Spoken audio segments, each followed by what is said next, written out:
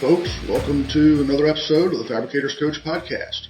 As the long intro for the previous episode talked about, we're talking with Aaron Crowley, both from Fab Lab podcast fame and from No Lift Install Cart fame.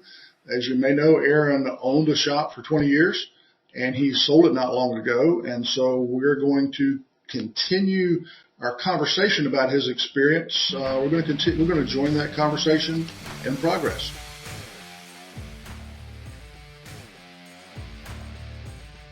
You mentioned the challenge of trying to get all this information, documentation pulled together and not tell your employees, not kind of let that go. I think everybody understands why you wouldn't want to tell your employees, but at some point you have to. How does that go? How do you handle that? And obviously the person buying the business doesn't want to lose all your good employees. So there's some thought that has to go into that process. How did you guys handle that? Yeah, it felt like a high wire act, honestly. I mean, and I'm trying to think back. We had our countertop company, we had No Lift, and then we had Fabricators Frame, which is another company. And so I had an accounting department which had I think 3 full-time employees in it, and we were essentially subcontracting. We were running the books for 3 different companies. Right. We might have had 4 people in that department. Thankfully I had some in-house, and then I had a third-party bookkeeper that was kind of our auditor. She'd set our books up like 20 years before. Right. So thankfully, I had her as a kind of uninterested party that I could go to and say, hey, her name was Bev. And I could say, Bev, I would explain to her what was going on before we told anybody else. So she was able to pull a lot of that information for us. But had I not had her, at some point, I would have had to have told at least one person in that office, like, hey, this is what's going on, and I'm going to need you to provide me a lot of information over the next, weeks and months. Yeah. But that was probably the most stressful part of that initial phase of when we had the letter of intent, and all of a sudden now the banks, and it's like, holy crap, this is actually going to happen. This is getting scary. Yeah. This is getting real. Yeah. And we had a management team that I think the person that had been the least on my payroll was like 11 or 12 years. So I mean, I had 3 primary, department managers that had been with me for a long, long time, which was hugely valuable for the new owner to have that kind of institutional knowledge that was already embedded in the company, and they were already running those departments anyway. And that was my greatest fear, was that once I told them that I was selling the company, they would bolt and the sale would fall apart.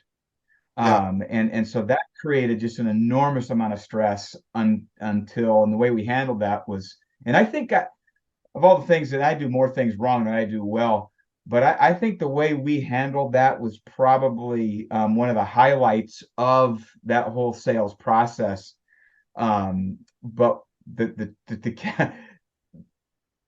so part of the transaction was that the owner or the buyer, the future new owner, had to pay me a non-refundable deposit or escrow, or I can't remember the term for that. Anyway, there's some name for that. It's basically and I basically said, look, I'm not telling my employees that we're doing this until that check clears.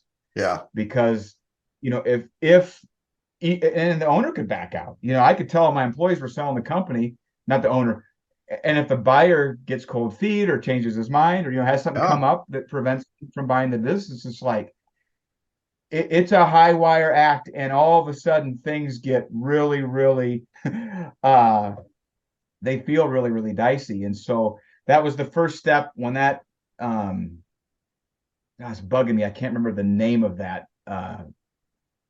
It's the same thing that it was earnest money. It was non-refundable earnest money. And so I knew he was serious because whether he bought the business or not, I was keeping that money. So I knew he was significant sum. So it kept his, everybody felt good about the transaction. So that's good. Yep. Well, And then and the in next, terms of during the process, how close to closing did you get that earnest money? Was that like within a week of closing, or was it much earlier? no, it was a lot earlier. And I think that was one of the things we did well Okay. in the transition. And I had a lot of other people, a lot of other employees that weren't managers that had been with me 13, 15, years. So we had a group of people there that had been together for a long time. Yeah. So it was at least, I would say at least 2, maybe 3 months before the transaction, before we closed.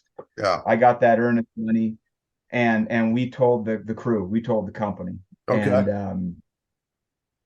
and so I had a that was this is I think comes back to where we started the conversation. I had a rationale. It was like, we just moved this business. No Lift had grown out of the facility, and our company knew that. The Yeah. employees knew that, and they knew that my business partner was retiring. And so when I came to them, I was just like, look, folks, I work enough as it is, and I can't do both. And we've got a buyer who shares our values, who what and truly, and I would say miraculously. I mean, the fit was amazing. Yeah. And I need you guys to understand why I'm making this decision. I don't want you to feel like I'm abandoning you, but just like you all may decide that that things change. I'm at this crossroads, and I have to make a decision. I can either run both of these companies poorly, or I can take this opportunity to kind of put my focus into one enterprise and let somebody else step in here and take this business to the next level, because I've got it as far as I can get.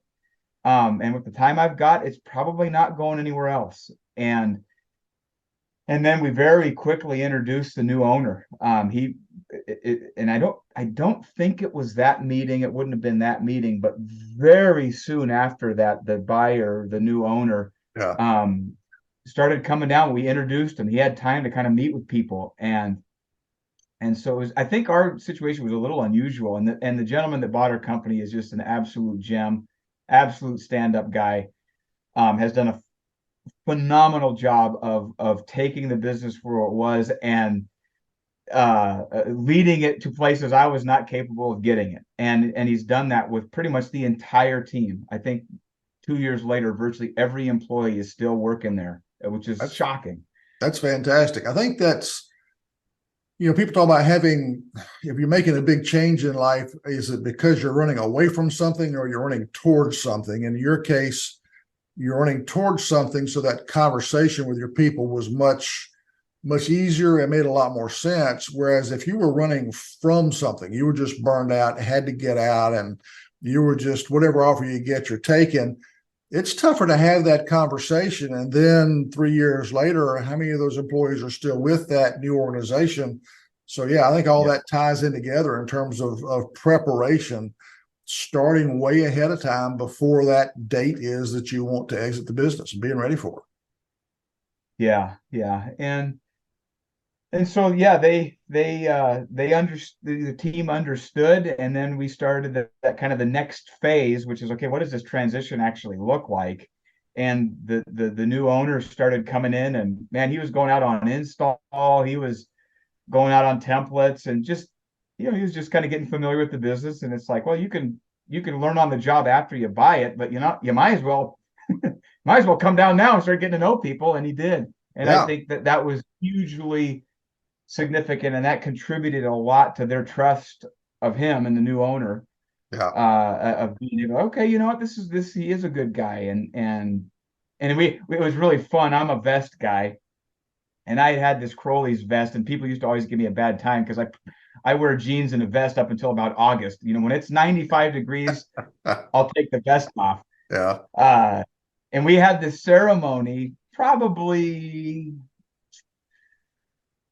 it was in the earlier stages. Once folks had kind of got to know, his name is Dan. Once they'd gotten to know Dan a little bit, we had this ceremony where I actually took the vest off and handed the vest off to him. And this was before we actually closed. He had not bought the business yet. Yeah.